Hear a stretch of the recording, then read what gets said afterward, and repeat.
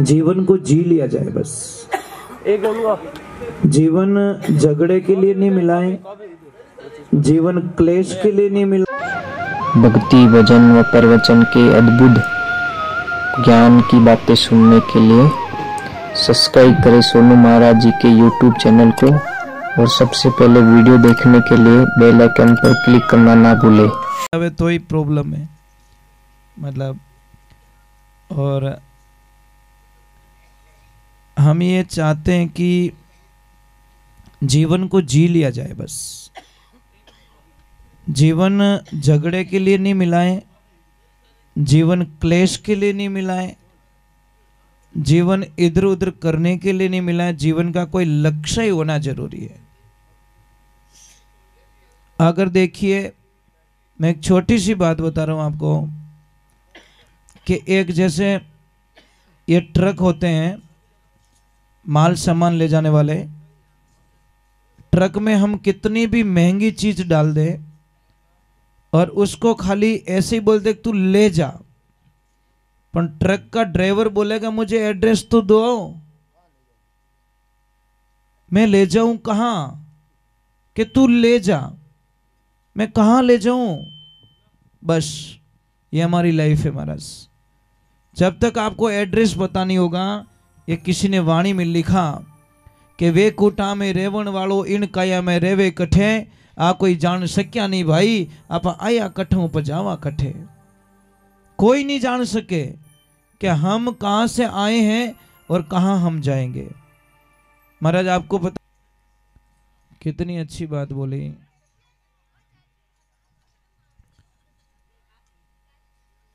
शब्द कौन है? एक पावर हाउस। सुरता कौन है? एक केबल। ज्ञान कौन है? एक बल्ब।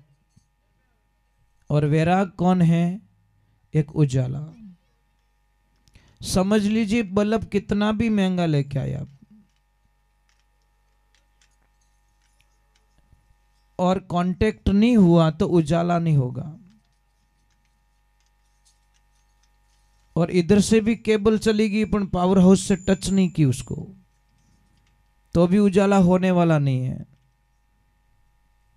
कोई सत्संग चल रही, कथा चल रही, तो एक दिन देखा कि कोई बहन थी, वो दूध वाली थी, वो रही थी, एक दूध वाली रोज हमेशा देखती कि महाराज इन लोगों को क्या सुनाते, ऊपर बोझ है। और एक दिन महाराज जी की नजर पड़ गई कि भाई हमेशा वहां खड़ी क्यों रहती, उसको बुला के लेके आओ। तो जैसे ही कोई शिष्य गया और बोला भाई जी थाने बुलावे महाराज जी, आई वो प्रणाम किया कि बेटा आप हमेशा वहां खड़े क्यों रहते हो, कि महाराज जी मैं सुनना चाहती हूँ कि यहाँ नहीं सुना हुआ जो को मन ही एक दिन सुनाए दो। ये रोज बड़े शांति से बैठे रहते कि बेटा कोई बात नहीं सुना देता हूं, कि कहीं के चलते रहो बजते रहो, चलते रहो बजते रहो। ठीक है, बाई को समझ में आ गया। अब दूध ऊपर है और एक ही बात बोल रही है, बस धुन में मस्त, चलते रहो बजते रहो, चलते रहो बजते रहो, चलते रहो बजते रहो। एक दिन वक्त ऐसा आता है कि जैसे वो चलते रहो बजते रहो, नदी पार करने के लिए उसको 4 किलोमीटर वहां जाना, ब्रिज से वापस आना, फिर अपने गांव वापस आना, मतलब 4 किलोमीटर जाना 4 किलोमीटर आना, ब्रिज को पास करना। क्योंकि गांव तो यहाँ था, सामने सिटी यहाँ थी, परंतु रास्ता यहाँ नहीं था, रास्ता 4 किलोमीटर दूर था, तो टाइम लगता था 1 घंटा 2 घंटे का। अब उस दिन वो बाई क्या हुआ कि शायद वो 1.5 घंटे में वापस चली गई। तो उसकी माँ को शंका हो गई कि ये लड़की रोज 4 घंटे से वापस आती है और आज 1.5 घंटे में वापस कैसे आ गई। तो उसके पति को बात किया, देखो मुझे कुछ शंका लग रही है, ये हमारी बेटी है ना 2 ढाई 3 घंटे कहीं बिगाड़ के आती है, थोड़ा ध्यान रखो इसके पीछे। और वो पता नहीं क्या बोल रही है, अकेले अकेली बोल रही है, चलते रहो बजते रहो, चलते रहो बजते रहो, पता नहीं इसको क्या बीमारी हो गई है। मैं पूछ रही हूँ तो मुझे बता ही नहीं रही है। बस एक ही बोलती तुम भी करो, तुम भी चलते रहो भजते रहो, चलते रहो भजते रहो। तो उसके पिताजी ने सेकंड डे ध्यान रखा उसके पीछे। जैसे ही गए तो वो तो पानी पे चल रही है बाई, पानी पे चल के नदी पार कर रही है, पानी पे चल के वापस नदी पार कर रही है। उसके तो होश नहीं रही, ठिकाने नहीं रहे। लक्ष्मी हम तो इस लड़की पे शंका कर रहे, ये तो पानी पे चलती, क्या बात कर रहे हो? कि हाँ। उसको पूछा ये किसने बताया तेरे को? अरे वो वहाँ पे गुरुजी है ना, उन्होंने बताया चलते रहो भजते रहो। गए गुरुजी के पास में, गुरुजी क्या कर दिया, हमारी लड़की तो पानी पे चलती है। महाराज बोले ये हो नहीं सकता, ये नहीं हो सकता, कैसे चल सकती है? अरे नहीं महाराज जी। उसने बोला बेटा कैसे चलते हो? नहीं आपने बोला चलते रहो भजते रहो, चलते रहो भजते रहो। ऐसे थोड़ी चलते, हम तो भजते भजते 80 साल के हो गए, अभी तक भी पानी पे चले नहीं, और तू 4 दिन में ही तैयार हो गई। नहीं महाराज जी सच में, मैं वो नाम लेती हूँ मैं पानी पे चलने लग जाती हूँ। महाराज बोले चलो हमारी आंखों के सामने कर ले। वही बोला चलते रहो भजते रहो। वो बीच में जाके बोले महाराज जी आओ ना। कि नहीं भाई मैं तो डूब जाऊँ, मैं तो डूब जाऊं। अरे बाप जी थाई बताइए, थाई डूब जाओ। मतलब यही समस्या है, मतलब हम दूसरों को देते हैं, हम फॉलो नहीं करते हैं। मैं आपको ज्ञान दे रहा हूं और वो ज्ञान अगर मैं फॉलो नहीं कर रहा हूं तो मेरी जिंदगी को धिक्कार है महाराज। भगवान मुझे कभी क्षमा नहीं करेंगे, ये पक्की बात है महाराज। कभी मुझे क्षमा नहीं करेंगे भगवान अगर मैं आपको नियम बता रहा हूं कि भाई ये फॉलो करना चाहिए। अगर वो फॉलो मैं नहीं कर रहा हूं तो मुझे वो ये ज्ञान आपको नहीं देना चाहिए। तो महाराज एक दिन की सत्संग में उनका कल्याण हो गया और महाराज जी को 80 साल हो गए बजते बजते, तो भी वो पानी में पग नहीं दे सकिया। तो ये जिंदगी है, ये सत्संग है ना, एक नदी है। इसमें हमारे दिमाग के अंदर कुछ बात है, एक ध्यान रखिए, मैं आपको हाथ जोड़ रहा हूँ। बच्चों के सामने कभी भी पापा मम्मी के बीच में झगड़ा नहीं होना चाहिए, पति और पत्नी के बीच में बिल्कुल क्लेश नहीं होना चाहिए, नहीं तो बच्चे आपका कहना नहीं मानेंगे। पर अपन तो टाइम बड़ी मिले, टाबर हम ही तोरण बांधो जने नाराज होवे कि नहीं होवे? नहीं व्यवहारिक बात है महाराज।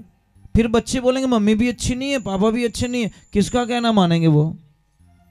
और बच्चों को कभी डांटो मत, आपसे प्रार्थना है।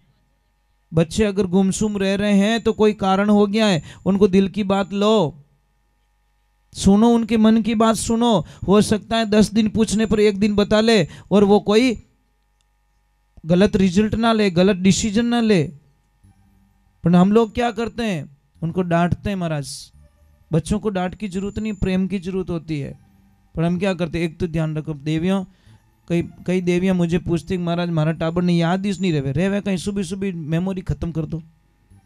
जब सुबह उठाते हो बच्चे को कभी गुस्सा मत करो, 1 बार नहीं 10 बार उठाओ बच्चे को, कितनी बार, पर उसके ऊपर चिल्लाओ मत, गुस्सा मत करो। क्योंकि सुबह सुबह अगर गुस्सा कर दिया वो बच्चा पक्का पढ़ाई में कमजोर हो जाएगा। क्योंकि सुबह की डांट उसको याद रहती है। मार सब बटी पढ़ाओ पर मैंने मम्मी की डांट याद, मम्मी यूं कह दियो, मम्मी यूं कह दियो, मार सब पढ़ाओ जो ठाई को नहीं, परंतु महाराज वो मम्मी की डांट याद रहती है। इसलिए सुबह बच्चों को कभी मत डांटिए। आप बच्चे को पढ़ाना चाहते हो, आप सुबह बच्चे को पढ़ा, हाँ कहना है दोपहर बाद में आए तब कह लो, पर नहीं डायरेक्ट टॉप में गाड़ी गाले कीरू टूटना ही है भाई। व्यवहारिक बात है, गाड़ी स्टार्ट करते हैं डायरेक्ट चौथा में ढाक, ऐसे थोड़ी चलती है। अरे उसको दूसरे नंबर, कई लोग बोलते हैं मुझे सिर दर्द बहुत होता है। आपको पता है सिर दर्द क्यों होता है? कभी देखा सिर दर्द क्यों होता है? कारण क्या है? क्योंकि हमारा सोने का तरीका सही नहीं है। आप सही तरीके से सोना सीख जाओ, सिर दर्द नहीं होगा आपका। आप सोते कैसे हो? कई लोगों को हार्ट अटैक आता है, सिर की कमजोरी होती है, ये सब हमारे किसकी मेहरबानी पता है? आपको कल्पना नहीं आएगी, ये सब तकिया देवता की मेहरबानी है। ये जो तकिया लगाता है ना वो टाइम टू टाइम बीमार पड़ते हैं। अब इसका कारण बता लेता हूं। जैसे पलंग बनाई है तो नियम क्या कहता है कि भाई पैरों की तरफ से ऊपर होना चाहिए। आपको कभी लाइफ में हार्ट अटैक नहीं होगा। खून की कमी, जब सिर में कमी आती है ना तो आपका सिर दर्द होगा, चक्कर आएगा, वो होगा। अब मातो तरह के इया पग रख के इया पचके मार पगा में सूजन आएगी, आनी मापड़ो खून तो आकी रात नीचो ही हाल्यो। समझ में आ रहा है कि नहीं आ रहा है? दिमाग में तो पहुंचा नहीं। कई लोग मुझे बोलते उठते ही हमको चक्कर आता है। अब चक्कर तो आया नहीं, आखिर टेढ़ो